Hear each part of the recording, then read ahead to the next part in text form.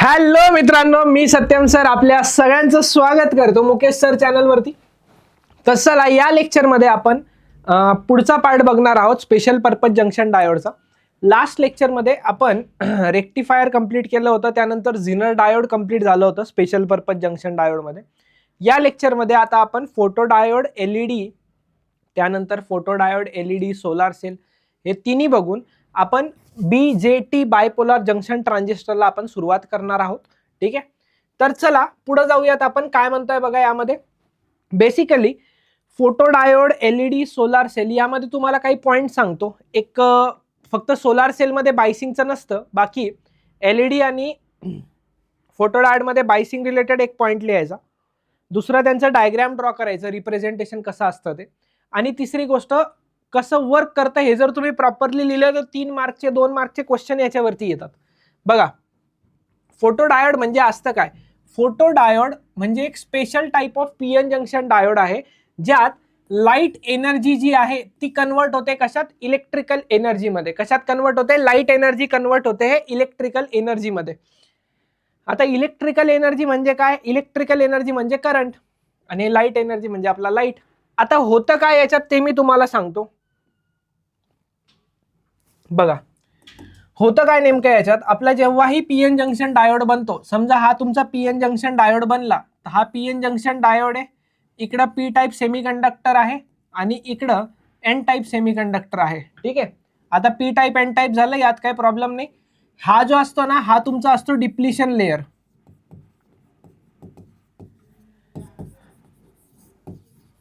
हा जो असतो हा असतो तुमचा डिप्लिशन लेयर. आता डिप्लिशन लेयर जे आहे त्याची काही थिकनेस असेल. इकडं मेजॉरिटीमध्ये कोण असतं? इकडं मेजॉरिटीमध्ये असतात होल्स आणि मायनॉरिटीमध्ये असतात इलेक्ट्रॉन्स. ठीक आहे, याच्याशी आपल्याला काही घेणं देणं नाही जास्त सध्या. आणि इकडं मेजॉरिटीमध्ये असतात इलेक्ट्रॉन्स आणि मायनॉरिटीमध्ये असतात होल्स.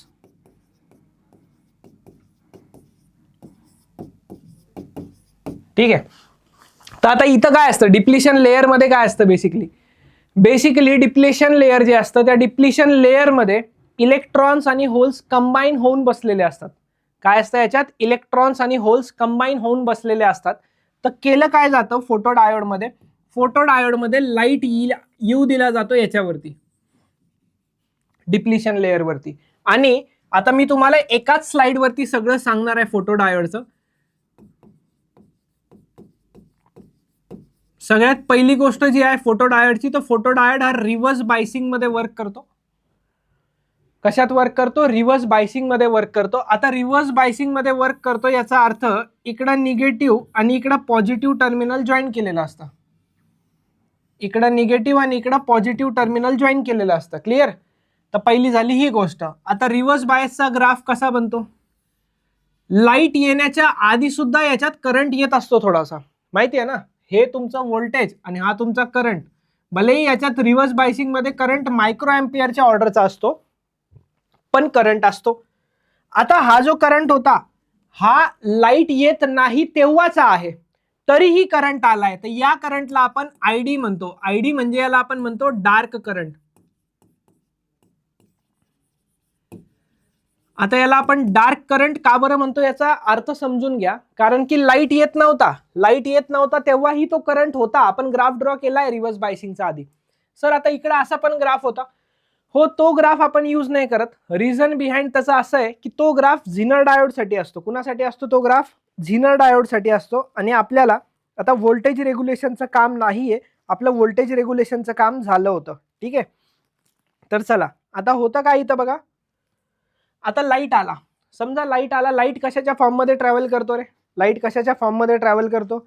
लाईट ट्रॅव्हल करतो फोटॉन्सच्या फॉर्म मध्ये, बरोबर? जस्ट एक सेकंड. लाईट कशाच्या फॉर्म मध्ये ट्रॅव्हल करतो? लाईट ट्रॅव्हल करतोय फोटॉन्सच्या फॉर्म मध्ये. आता लाईट जर फोटॉन्सच्या फॉर्म मध्ये ट्रॅव्हल करतोय तर फोटॉन्स मध्ये एनर्जी असणार. आता फोटॉन्स कडे जी एनर्जी असते ते फोटॉन्स काय करतात? आपली पूर्णच्या पूर्ण एनर्जी यांना देऊन टाकतात. काय करतात? आपली पूर्णच्या पूर्ण एनर्जी यांना देऊन टाकतात. आता यांना ती एनर्जी दिल्यावरती इथं असतं काय? इलेक्ट्रॉन्स आणि होल्स रिकंबाईन होऊन बसलेले असतात. कोणता बॉन्ड बनवून बसलेले असतात? ते कोव्हॅलेंट बॉन्ड बनवून बसलेले असतात. प्रत्येक लाईन टू लाईन इम्पॉर्टंट आहे, लक्षात ठेवा. कोव्हॅलेंट बॉन्ड बनवून बसलेले असतात. आता ते झाली गोष्ट. फोटॉन आले, फोटॉन्सनी काय केलं, आपली एनर्जी देऊन टाकली. आपली एनर्जी दिली कोणाला, आपली एनर्जी दिली त्यांनी यांना, होल्स आणि इलेक्ट्रॉन जे रिकम्बाईन होऊन बसलेले होते त्यांना दिली. करेक्ट. आता होतं काय, ते कोव्हॅलेंट बॉन्ड ब्रेक होतात. लाईट आला, लाईटने एनर्जी दिली फोटॉन्सच्या फॉर्ममध्ये, तर त्या फोटॉन्सनी काय केलं, त्या फोटॉन्सनी त्यांचा बॉन्ड ब्रेक केला. कोणता बॉन्ड ब्रेक केला, कोव्हॅलेंट बॉन्ड ब्रेक केला. ओके, कोव्हॅलेंट बॉन्ड ब्रेक केला. आता कोव्हॅलेंट बॉन्ड ब्रेक केलाय तोपर्यंत तर ठीक आहे, पण आता मग ते इलेक्ट्रॉन फ्री झाले ना रे, इलेक्ट्रॉन्स फ्री झाले ना. जितके जास्त फोटॉन्स येतील तितके जास्त इलेक्ट्रॉन्स फ्री होतील. तर जसं जसं आपण इंटेन्सिटी लाईटची वाढू, जशी जशी आपण लाईटची इंटेन्सिटी वाढू, हे वाढत जाणार. कळलं, जशी जशी आपण लाईटची इंटेन्सिटी वाढू हे वाढत जाणार. अजून इंटेन्सिटी वाढवली, अजून इंटेन्सिटी वाढवली, अच्छा अजून इंटेन्सिटी वाढवली तर हे अजून वाढत जाणार. वा वा वा वा. म्हणजे जर इथं याच्या करस्पॉन्डिंग इंटेन्सिटी जर वाढवत गेलो आपण, तर मला सांगा, जर आपण इंटेन्सिटी वाढवत गेलो, इंटेन्सिटी जर वाढत गेली तर तसाच करंट पण काय होणार, वाढत जाणार. क्लिअर. आता होतं काय याच्यात, अजून इंटेन्सिटी वाढवली तर अजून करंट वाढणार. आयडी वरती लक्ष द्या, आयडी वरती, डार्क करंट वरती. डार्क करंट कधी आला, जेव्हा कोणताच लाईट नव्हता. डार्क करंट केव्हा आला, जेव्हा कोणताच लाईट नव्हता तिथे. ठीक आहे. आता होणार काय बघा, मला सांगा, जर लाईट येतोय, लाईट येतोय तर करंट पण आहे, आणि जर लाईटला स्टॉप केलं तर,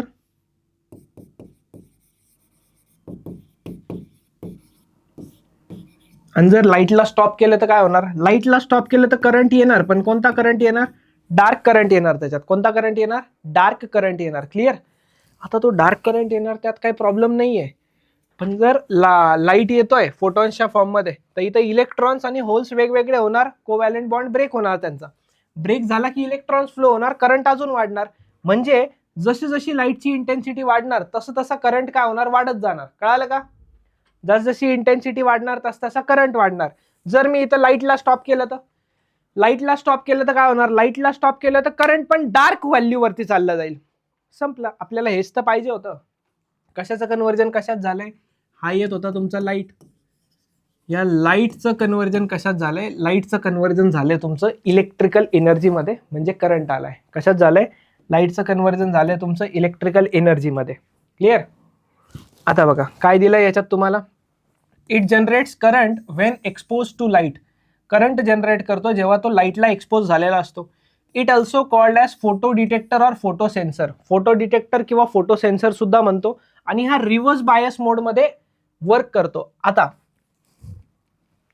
याला रिव्हर्स बायस मध्येच का जोडलेलं असतं, हे त्याचं वर्किंग जे आपण आता बघितलं, लाईट आला वगैरे. आता हा IV कॅरेक्टरिस्टिक ग्राफ हा पण आता आपण बघितलाय, इकडे याच्यासाठी ड्रॉ केलाय कारण की तो रिव्हर्स बायसिंग मध्ये. आता relation between reverse current and photo diode and the intensity of illumination. Intensity म्हणजे ह्या ऍक्सिस वरती लाईट इंटेन्सिटी घेतली आणि याच्यावरती करंट घेतला. तर इथं जो दिसतोय तुम्हाला, इथं तुम्हाला डार्क करंट दिसतोय. कोणता करंट दिसतोय, डार्क करंट. डार्क करंट म्हणजे काय, जेव्हा लाईटची इंटेन्सिटी 0 तेव्हा पण करंट येत होता. आता एक गोष्ट लक्षात ठेवायची, याच्या ऍप्लिकेशन्सचं डिस्कशन करूया आपण, रेजिस्टन्स वरती नंतर जाऊया. याच्या ऍप्लिकेशन्स वरती थोडंसं लक्ष द्या. एक ऍप्लिकेशन सांगतो, बाकी तुम्हाला पीपीटी मध्ये मिळतील, ते पण आपण एक्सप्लेन करूया. एक ऍप्लिकेशन असतो नोट काउंटिंग मशीन वाला.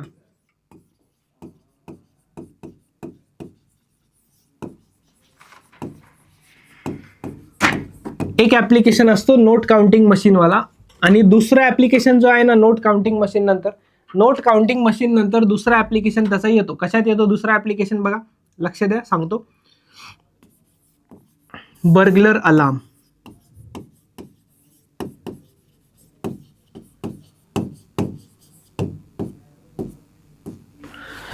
बर्गलर अलार्म, बर्गरवाला अलार्म नाही, बर्गलर अलार्म म्हणजे असतं काय ते लक्ष द्या. बर्गलर अलार्म, बर्गलर अलार्म, लक्ष द्या काय म्हणतो आपण, का बरं म्हणतो burglar alarm. Note counting machine मध्ये काय होतं, त्यात पण फोटो डायोड असतो. लाईट येत असतो, करंट फ्लो होतो. ठीक आहे, लाईट येतोय, करंट फ्लो होतो. आता आपण बघितलं. आता करंट फ्लो होतोय, लाईट येतोय, त्यामुळे डायोड वरती लाईट पडतो. आता नोट आली, एक नोट आली, तर ती नोट मध्ये आली लाईटचा. मग काय झालं, लाईट स्टॉप झाला. लाईट काय झाला, लाईट झाला स्टॉप. क्लिअर. आता लाईट स्टॉप झाला नंतर काय, मग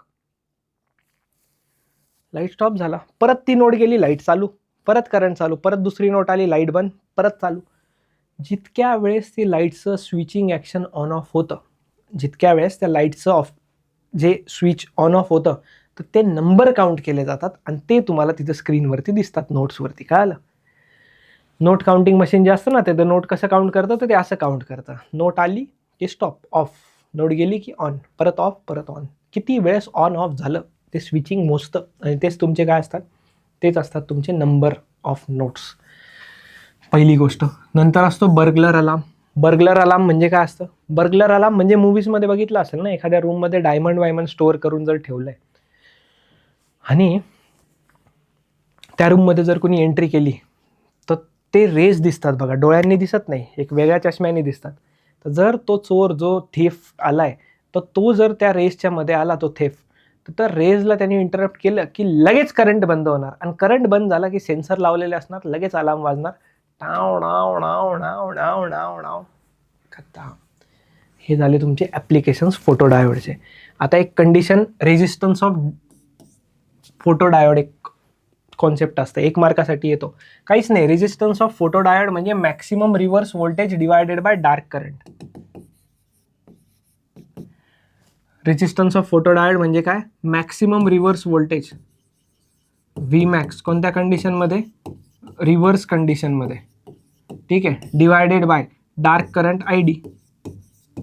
यांचा जर रेशो घेतला तर तुम्हाला काय मिळेल? रेजिस्टन्स ऑफ फोटो डायोड मिळेल. नेक्स्ट, ॲडव्हान्टेजेस काय आहेत फोटो डायोडचे? ॲडव्हान्टेजेस असे आहेत की क्विक रिस्पॉन्स आहे वेन एक्सपोज टू लाईट. म्हणजे जसं लाईट आला तसं करंट येणार, असं नाही की त्यात काही लॅग वगैरे, टाईम लॅग वगैरे असेल. ठीक आहे, लगेच क्विक रिस्पॉन्स असेल. नंतर लिनियर रिस्पॉन्स आहे. लिनियर रिस्पॉन्स म्हणजे इंटेन्सिटी वाढली की करंट वाढणार. The reverse current is linearly proportional to intensity. त्याच्यानंतर हाय स्पीड ऑफ ऑपरेशन, तेच लॅग नाही आहे. Light weight and compact size असतात, कुठेही बसू शकतात. हे ॲडव्हान्टेजेस लक्षात ठेवायचे, 2 मार्काला येऊ शकतात, 4 ॲडव्हान्टेजेस लिहायचे. Wide spectral response. त्यानंतर photo diodes made from silicon respond to radiation of wavelength. हे व्हॅल्यूज लक्षात नाही ठेवली तरी चालते. आणि लास्ट, सगळ्यात इम्पॉर्टंट, स्वस्त आहे. स्वस्तात मस्त, रिलेटिव्हली लो कॉस्ट. नेक्स्ट, त्याचे ॲप्लिकेशन्स काय? Counter switches, burglar alarm system. Burglar alarm system मी आत्ताच सांगितलं तुम्हाला. काउंटर्स अँड स्विचेसबद्दल काय सांगता सर? काउंटर्स अँड स्विचेस, काउंटर्स म्हणजे मोजायचं, नोट मोजायचं मशीन, मॉल्समध्ये ऑब्जेक्ट मोजायचं मशीन, ह्या गोष्टींमध्ये फोटो डायोड असतं. Detection of visible and invisible radiations. आता जे असतात बर्गलर अलार्म, ते मी एक्झाम्पल दिलं, तर त्यातले रेडिएशन्स हे इन्फ्रारेड असतात, डोळ्यांनी दिसत नाही. पण फोटो डायोड तेही रेडिएशन्स डिटेक्शन करू शकतं. Circuits in which fast switching and high speed operations are required. असे सर्किट जिथं फास्ट स्विचिंग आणि हाय स्पीड ऑपरेशन्सची गरज असते. फायबर ऑप्टिक कम्युनिकेशन सिस्टीम्स, त्याच्यानंतर ऑप्टोकपलर्स, फोटो सेन्सर्स, सेफ्टी इलेक्ट्रॉनिक्स, ह्या गोष्टी सगळ्या लक्षात ठेवायच्या. हे सगळे कशाचे ॲप्लिकेशन झाले तुमचे? हे सगळे झाले तुमचे फोटो डायोडचे ॲप्लिकेशन. नेक्स्ट, आता आहे बाळांनो स्ट्रक्चर ऑफ सोलार सेल. आता स्ट्रक्चर ऑफ सोलार सेलमध्ये एक डायग्राम दिलेली असणार तुम्हाला बघा. चला मीच ड्रॉ करतो. सोलार सेल काय करतो? सोलार सेल, सोलार म्हणजे काय? लाईट एनर्जीला इलेक्ट्रिकल एनर्जीमध्ये कन्वर्ट करतो.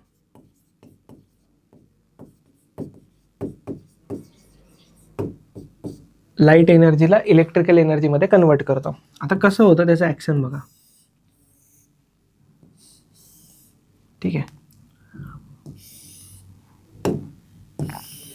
वरचा एन साईड असतो तुमचा आणि खालचा असतो तुमचा पी साईड. आणि हा काय असतो तुमचा? हा असतो तुमचा डिप्लिशन लेयर. हा काय असतो तुमचा? Depletion layer. आता सर असं एन छोटीशी पी मोठी, हो असंच असतं, असंच असतं. ॲप्रॉक्सिमेटली एन जे असतं ना, ॲप्रॉक्सिमेटली एन जी असती त्याची थिकनेस असते 0.3 मायक्रोमीटर. आणि हे जे असतं याची थिकनेस ऑलमोस्ट त्याच्या 1000 टाइम्स असते. त्याच्या 1000 टाइम्स म्हणजे काय? 300 मायक्रोमीटर. ते 0.3 मायक्रोमीटर आणि हे किती? 300 मायक्रोमीटर. ठीक आहे. आता याला इकडनं एक कनेक्ट दिलेला असतो वायरचा.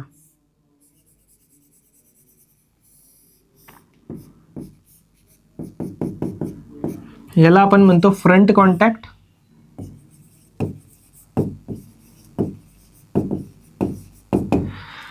आणि याला आपण म्हणतो रियर कॉन्टॅक्ट. नंतर बाकी बॅटरीज वगैरे स्टोअर करण्यासाठी एनर्जी वगैरे इलेक्ट्रिसिटी त्या वेगळ्या गोष्टी आहेत सगळ्या, त्याच्याशी आपल्याला घेणं देणं नाही आहे. आपल्याला फक्त बघायचं की हा इलेक्ट्रिसिटी कशी प्रोड्यूस करतो.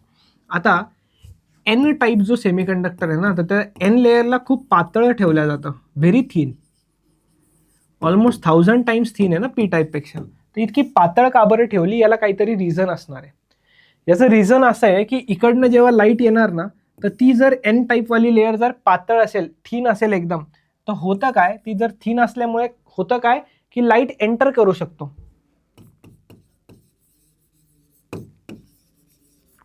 लाईट एंटर करू शकतो कशात, डिप्लिशन लेअरमध्ये.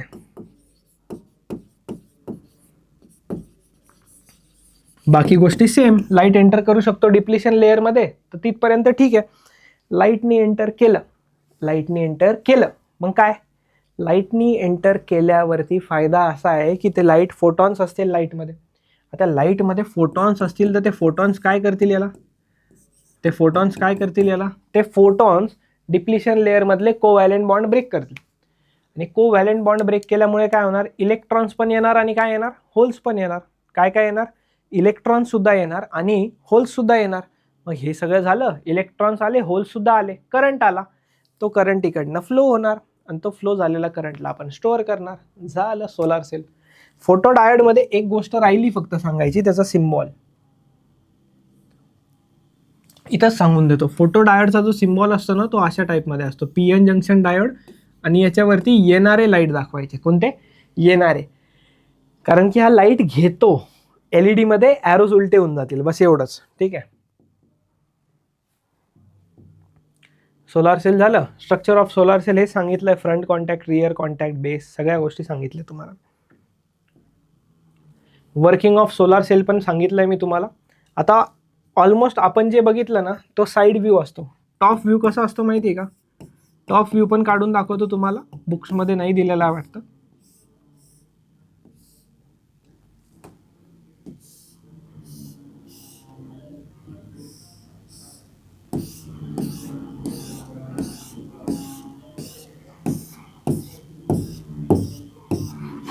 असा टॉप व्ह्यू असतो तुमचा. आता टॉप व्ह्यू मध्ये काय असतं, टॉप व्ह्यू मध्ये हे जे असतात ना, ह्या तुमच्या असतात वायर्स. काय असतात, ह्या तुमच्या वायर्स. आता वायर्सचं काम काय असतं, जर समजा लाईट ह्या रिजनवरती पडला समजा एक्झाम्पल, तर इथनं काय होणार, इलेक्ट्रॉन फ्री होऊन जाणार. त्या इलेक्ट्रॉनला फ्री व्हायला काहीतरी लागेल ना, फ्लो करायला तिथनं. तर वायर्स असतात, वायर्सनी इलेक्ट्रॉन जो फ्री झाला तो त्याच्या जवळच्या वायरमध्ये जाऊन करंट फ्लो करून टाकतो. जवळच्या वायरमध्ये जाऊन काय करतो, तो करंट फ्लो करून टाकतो. तर तो विषय संपून जातो आपला करंट फ्लोचा. आता एरिया किती असतो, ओपन म्हणजे काय, एक्सपोज्ड जो एरिया असतो ना, तर तो एक्सपोज्ड एरिया अराउंड असतो 85%.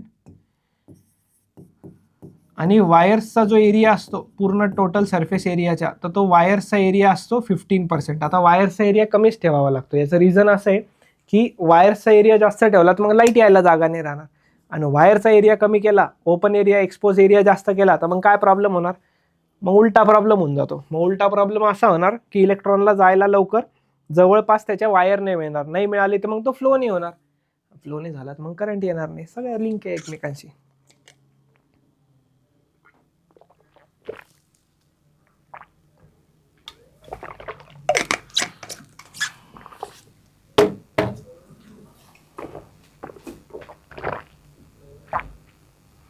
नेक्स्ट, आता आपण याचे कॅरेक्टरिस्टिक बघितले होते ना.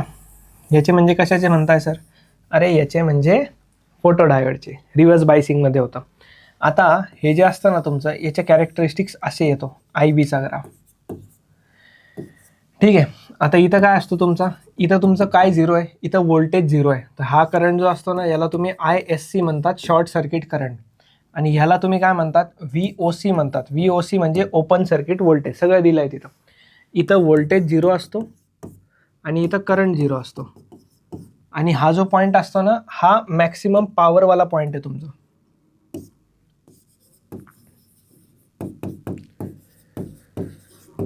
मॅक्सिमम पॉवरचा फॉर्म्युला काय असतो, VI असतो ना. तर इथं बॅलेन्स्ड आहे, इथं बॅलेन्स्ड आहे, V पण आहे आणि I पण आहे. इकडं पण पॉवर झिरो, इकडं पण पॉवर झिरो. आता ऍक्च्युली सर फर्स्ट क्वाड्रंटमध्ये ड्रॉ केला आहे, हा NCERT HC वर्माच्या अकॉर्डिंग हा ग्राफ चुकीचा आहे, कारण की फॉरवर्ड बायस फर्स्ट क्वाड्रंटमध्ये येतं, रिव्हर्स बायस थर्ड क्वाड्रंटमध्ये येतं, आणि ज्याला काही बायसिंग वगैरे नाही, याला काहीच बायसिंग नाही, तर याला आपण फोर्थमध्ये ड्रॉ करायला पाहिजे असं. पण ठीक आहे, आता हे बोर्डच्या टेक्स्टबुकमध्ये असं दिलं आहे, एक्झाममध्ये आलं तर तुम्हाला असंच लिहावं लागणार. यूज काय काय सोलार सेलचे? Solar cells are used for charging batteries during day time so that batteries can supply power during night. खूप खूप ठिकाणी असं आहे गावांकडे अजूनही की लाईट जाते रात्री, तर मग ते सोलारचा यूज करतात, दिवसभर स्टोअर करून ठेवतात सगळी एनर्जी आणि रात्री मग ते यूज करतात. They are useful at remote places for supplying power to various electronic equipment. म्हणजे ते युजफुल आहे रिमोट प्लेसेससाठी. रिमोट प्लेसेससाठी म्हणजे काय? रिमोट प्लेसेससाठी म्हणजे कुठेही कॅरी करू शकतो आपण त्यांना. पॉवर बँक पण आल्यात ना सोलारवाले आता, कॅल्क्युलेटर्समध्ये असतं, सॅटेलाइट्समध्ये असतं, खूप ठिकाणी यूज होतो. चला नेक्स्ट आणि सगळ्यात इम्पॉर्टंट आहे LED. LED म्हणजे काय? Light emitting diode. आता लाईट इमिटिंग डायोड म्हणजे काय? याच्या नावातच आहे बघा, इमिटिंग. तर हा काय करणार? हा इमिटिंग म्हणजे हा तुमचा लाईट इमिट करणार. इथनं काय इमिट करणार? लाईट इमिट करणार. आता लाईट इमिट करणार इथपर्यंत ठीक आहे. डायोड आला म्हणजे याच्यात पण PN येणार. हा इमिट करतो ना, तर याचा जो सिम्बॉल येतो ना, याचा सिम्बॉल फोटो डायोडच्या उलटा येतो. कसा? असा. इमिट करणार आहे ना, तर यातनं लाईट निघताना दाखवायचं. त्याच्यात काय असतं? त्याच्यात लाईट येताना दाखवायचा, याच्यातनं लाईट निघताना दाखवायचं, एवढाच फरक आहे. ठीक आहे. चला याचे क्वेश्चन्स वगैरे बघूया नंतर. आधी बघूया होतं काय याच्यात. The light emitting diode as it is more commonly called as a diode which emits light when large forward current passes through it. Biasing जी असते ना,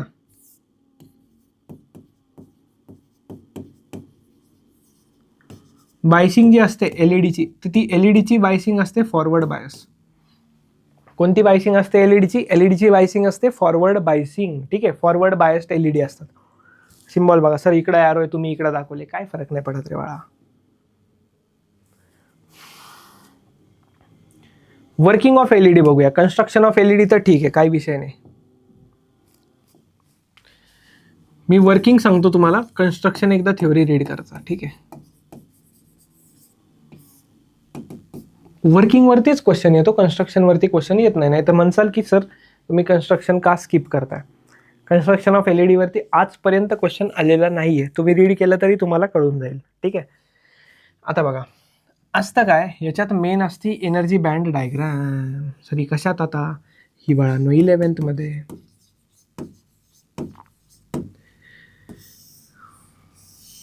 इकडं असतो तुमचा conduction band.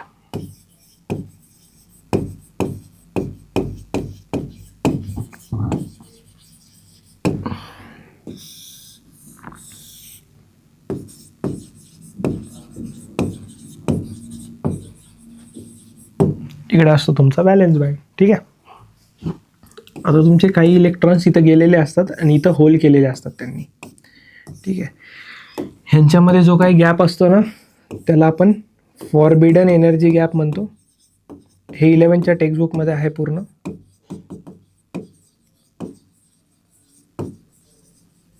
Forbidden energy gap म्हणतो किंवा याला आपण बँड गॅप म्हणतो.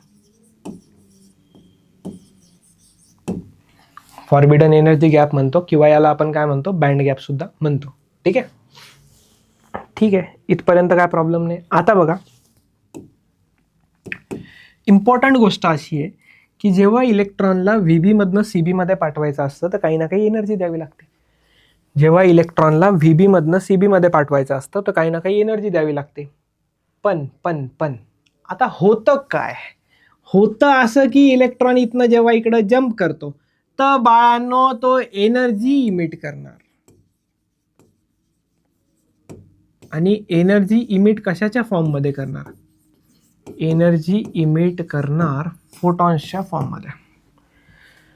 कोणाच्या फॉर्ममध्ये एनर्जी इमिट करणार? फोटॉन्सच्या फॉर्ममध्ये. आता मला सांगा, हा जो बँड गॅप आहे ना, हा बँड गॅप वेगवेगळा असतो. जसं की प्युअर सिलिकॉन जर घेतलं ना तुम्ही, तर प्युअर सिलिकॉनमध्ये तो बँड गॅप असतो 1.1 EVचा. प्युअर कधी यूज नाही करत आपण, जस्ट एक्झाम्पल देतोय. प्युअर जर्मेनियम असेल तर त्यात बँड गॅप असतो 0.7 EVचा. ठीक आहे. आता काय आहे, त्या बँड गॅपला करस्पॉन्डिंग वेव्हलेंग्थ असेल. आणि ती जी वेवलेंथ येणार त्याला करस्पॉन्डिंग लाईटचा कलर असेल. तर लाईटचा जो कलर असतो ना एलईडीचा, white, blue, red, orange, green, तो लाईटचा जो कलर आहे ना एलईडीचा, तो लाईटचा कलर कशावर डिपेंड असतो? वेवलेंथवरती. आणि वेवलेंथ कशावरती डिपेंड आहे? वेवलेंथ डिपेंड आहे बँड गॅपवरती. तर इन शॉर्ट बँड गॅप आपण आपल्या पद्धतीने त्याला ॲडजस्ट केलेलं असतं की जसा बँड गॅप आपल्याला कलर कसा पाहिजे त्या हिशोबाने आपण बँड गॅपला ॲडजस्ट करतो. क्लिअर? चलो,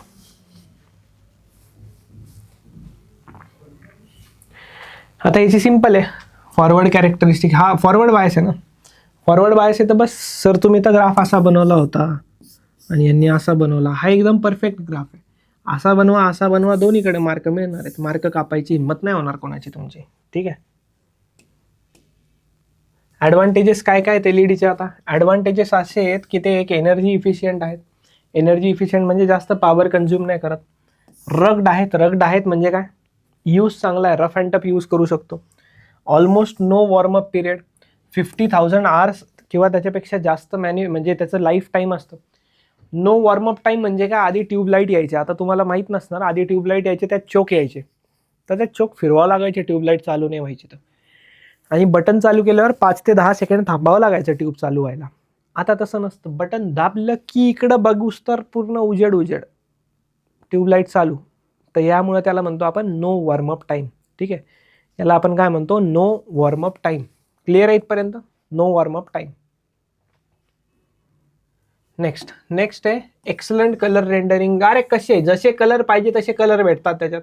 एन्व्हायरमेंट फ्रेंडली आहे, त्यात मर्क्युरी वगैरे नसतं काही, आणि कंट्रोलेबल असतात. त्याची ब्राईटनेस आपण कंट्रोल करू शकतो ना, त्याची ब्राईटनेस काय करू शकतो आपण? कंट्रोल करू शकतो. डिसएडव्हान्टेजेस असं आहे की हॅझार्डस ब्लू लाईट, त्यातला ब्लू लाईट जे आहे ना त्याची क्वालिटी खूप हॅझार्डस आहे, ते फक्त आहे. आणि इनिशियल कॉस्ट त्याची हाय असते. त्या ट्यूबलाईट आधी स्वस्त यायच्या, आता एलईडी थोड्या महाग येतात. पण ठीक आहे, जसे 3 ट्यूबलाईट लागायच्या त्यात एक एलईडी काम करते, तर त्या हिशोबाने बघितलं तर एनर्जी इफिशियंट पण आहेत, बिल पण कमी येतं आणि बाकी पण गोष्टी आहेत. ॲप्लिकेशन ऑफ एलईडी बर्गलर अलार्म्समध्ये, काउंटर्समध्ये, भरपूर जिथं जिथं लाईट आहे. आता मोबाईल बघतात, स्मार्ट वॉचेस असतात तुमच्या, त्याच्यात पण स्क्रीन कशी असते त्याची? एलईडी स्क्रीन असते स्मार्ट वॉचेसची पण, मोबाईलची पण. बाकी मग त्यात ॲडव्हान्टेजेस येत असतात, म्हणजे सॉरी अपग्रेडेशन येत असतात. चला नेक्स्ट याचं इंट्रोडक्शन बघूया, जस्ट 1 सेकंड फक्त.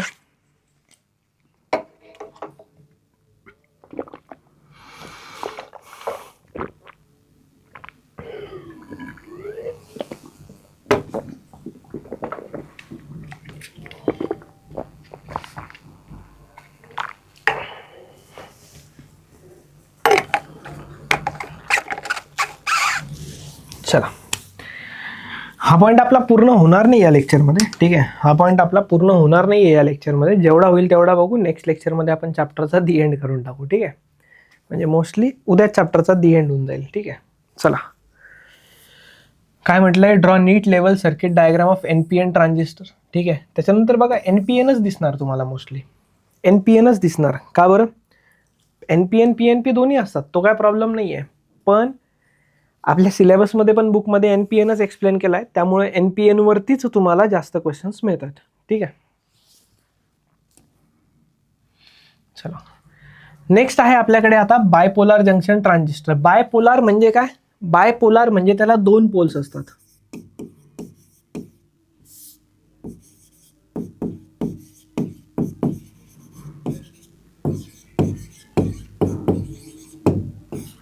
बायपोलार म्हणजे काय? त्याला 2 पोल्स असतात. त्याच्यानंतर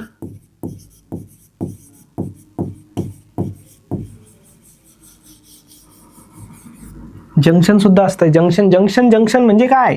2 किंवा 2 पेक्षा जास्त गोष्टी एका ठिकाणी येऊन मिळणं, त्याला आपण म्हणतो जंक्शन. आता याच्यात काय असतंय? ट्रान्झिस्टर म्हणतो याला आपण. काय म्हणतो? ट्रान्झिस्टर. ठीक आहे, याला ना 3 टर्मिनल सुद्धा म्हटलं जातं. बघा काय म्हणतात? अ junction transistor is a semiconductor device having 2 junctions and 3 terminal. म्हणजे याच्यात काय असणार? तुमचे 2 जंक्शन आणि 3 टर्मिनल्स. 2 जंक्शन आणि 3 टर्मिनल्स असणार. आणि या ट्रान्झिस्टरमध्ये 3 डोप्ड रिजन असणार. 3 डोप्ड रिजन म्हणजे काय? पी आणि एन, पी आणि एन याच्यामधले कॉम्बिनेशन बनवतात.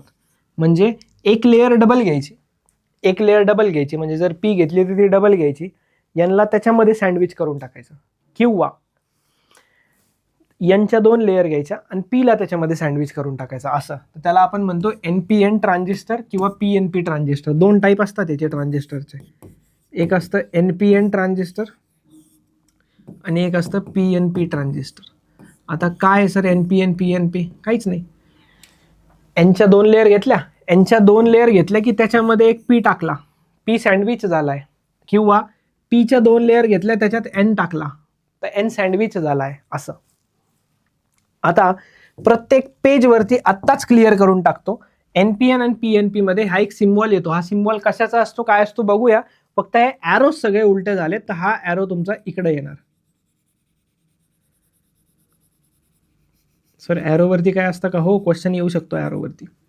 आणि हा ॲरो उलटा झालाय इकडं. हे जुन्या टेक्स्टबुकचे फोटो आहेत तुमच्या. जुन्या टेक्स्टबुकमध्येच असं दिलं होतं, आमच्याकडनं काही चुकलेलं नाही आहे. ठीक आहे, नव्या टेक्स्टबुकमध्ये अपडेटेड आहे, तुम्ही ॲरो चेक करू शकता. NPN हे काय आहे? NPN. आता इथनं काय करायचं? ॲरो बाहेर जाताना दाखवायचा. ॲरो काय? बाहेर जाताना दाखवायचा, बाहेर जाताना दाखवायचा.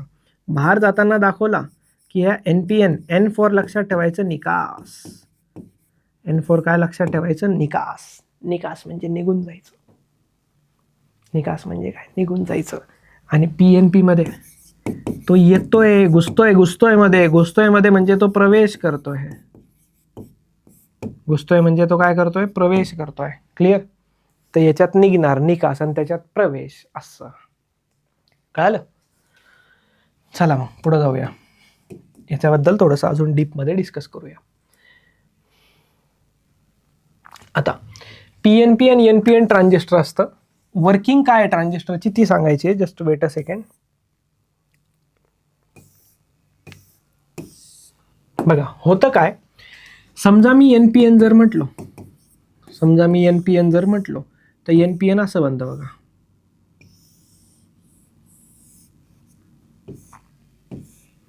NPN आणि PNP म्हटलं तर असं बनतो.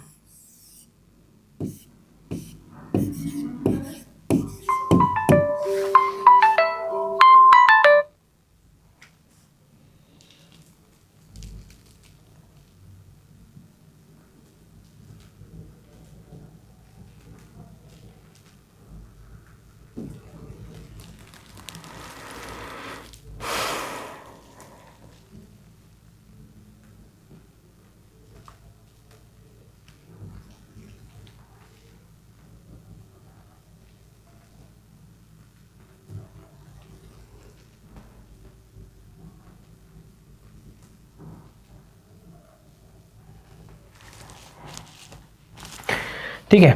आता याच्यात काय असतात? 3 लेयर्स असतात बघा. याच्यात 3 लेयर्स असतात. तिन्ही लेयर्सचं डिस्क्रिप्शन सांगतो तुम्हाला.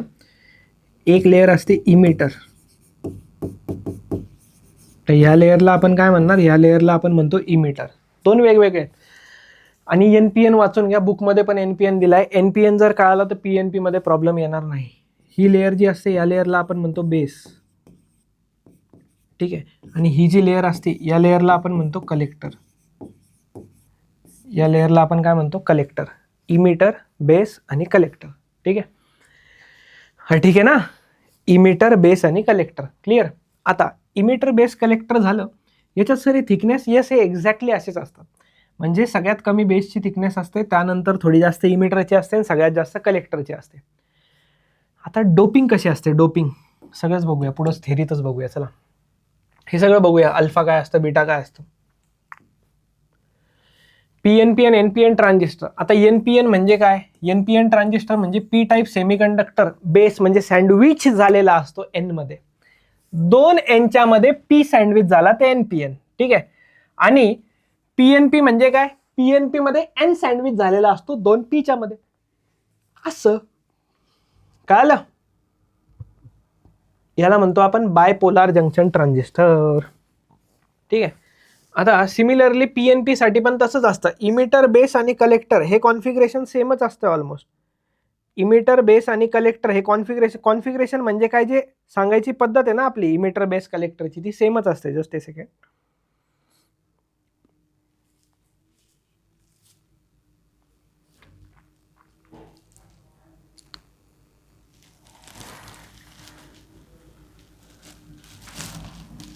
चलो next, two diode analogy of BJT. Two diode analogy म्हणजे काय, दोन डायोड दोन जंक्शन. डायोडचा 3 यूज होतात, पी एन एनच होतं पण 3 होतात ना, पी एन पी किंवा एन पी एन. आता इमिटर वाली जी लेअर असते ना, हे लक्षात ठेवायचं, याच्यावरती क्वेश्चन्स येतात डेफिनेशन वरती 1-1 मार्क्सच्या. इमिटर जी लेअर असते ती थिक असते, हेविली डोप्ड असते. कशी असते ती लेअर, थिक आणि हेविली डोप्ड असते, म्हणजे डोपिंग खूप हाय असते त्याच्यात. नंतर this supplies a large number of majority carriers. आता डोपिंग हाय म्हणजे मेजॉरिटी ऑफ चार्ज कॅरियर जास्त असणार. नंतर आहे बेस म्हणजे काय, हा थिन असतो. बेस म्हणजे थिन असतो, लाईटली डोप्ड असतो आणि सेंट्रल लेअर असतो. थिन म्हणजे पातळ आणि सगळ्यात कमी डोपिंग याच्यात असते. आणि कलेक्टर म्हणजे थिक असतो पण डोपिंग मॉडरेट असते. सर आता का बरं डोपिंग मॉडरेट, म्हणजे स्पेस राहील ना सर त्याच्यात. यस, स्पेस ठेवायचाच आहे. होतं काय, हा इमिटर, हा बेस आणि हा कलेक्टर, ह्याच्यातनं जो करंट येणार तो इकडं पण जाणार आणि इकडं पण जाणार. तर इमिटरमधनं करंट निघाल्यावरती, नावच इमिटर आहे तर त्यात जास्त लागणार. कलेक्टर कलेक्ट करण्यासाठी असतो, तर इमिटरमधनं करंट निघतो, कलेक्टरमध्ये जातो. ठीक आहे, सिंपल अशी गोष्ट. इमिटरमधनं करंट निघतो आणि कलेक्टरमध्ये जातो, इतकं लक्षात ठेवायचं. आता ह्याची डोपिंग सगळ्यात हाय असते.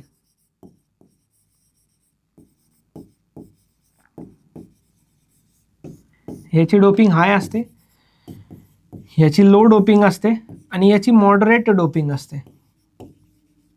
आता बाकी याचं आपण कॉन्फिगरेशन्स वगैरे बघूयाच नेक्स्ट लेक्चरमध्ये.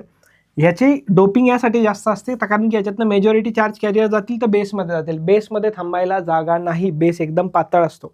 हे पण समजा तुम्ही म्हणू शकता की जास्त झालंय थोडंसं, हे पण थोडंसं जास्त झालंय असं म्हणू शकता. असा पातळ असतो बेस एकदम, कारण इथं जागाच नाही. मग हा काय करतो, कलेक्टर आहेच ना बसलेला, कलेक्टरकडे जागा बी आपल्या, तो कलेक्टर घेऊन टाकतो कशाला, मेजॉरिटी चार्ज कॅरियर्सला करंट फ्लो होतो. कळलं? तर बेसिकली मला वाटतं इतकं लक्षात ठेवा. आपण वर्किंग त्याचं नेक्स्ट लेक्चरमध्ये बघू. डिप्लिशन रिजन वगैरे वाचून ठेवा. डिप्लिशन रिजन काय असतं, कधी फॉर्म होतं माहिती आहे आपल्याला, करंट असतो, रेजिस्टन्स असतो. ठीक आहे, करंटमध्ये पण काय, इमिटरमधनं जो करंट जाणार ना त्याला आपण IE म्हणणार. IE म्हणजे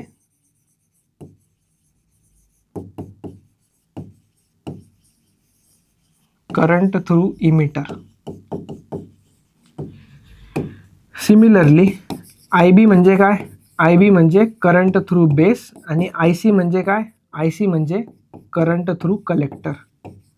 इमिटर बेस आणि कलेक्टर मधला करंट. त्याच्यानंतर रेजिस्टन्स जे असतं ना, 2 जंक्शन बनतात. एक इमिटर बेस जंक्शन बनतो, ठीक आहे, एक इमिटर बेस जंक्शन बनतो आणि एक बेस कलेक्टर किंवा कलेक्टर बेस जंक्शन तुम्ही त्याला म्हणू शकता. ठीक आहे, बेस कलेक्टर म्हटलं तरी काही हरकत नाही. ठीक आहे, तर इमिटर बेस जंक्शनचं रेजिस्टन्स जे असतं ना याचं कमी असतं आणि याचं रेजिस्टन्स जास्त असतं. याचं रेजिस्टन्स कमी का बरं, इकडनं निघणार आहेत ना, इमिट होणार आहेत, तर त्याचं रेजिस्टन्स कमीच पाहिजे, तेव्हा ते कुठं जाऊ शकतात तिकडे. ठीक आहे, वर्किंग ऑफ NPN PNP ला आपण नेक्स्ट लेक्चरमध्ये कंटिन्यू करू. ठीक आहे, वर्किंग ऑफ NPN PNP ला आपण नेक्स्ट लेक्चरमध्ये कंटिन्यू करूया. तर या लेक्चरमध्ये आपण इथं थांबूयात. तर चला मित्रांनो, मी सत्यम भंडारी इथंच थांबतो. आपण भेटूया पुढच्या लेक्चरमध्ये. सो टिल देन वाचत राहा, रिवाइज करत राहा.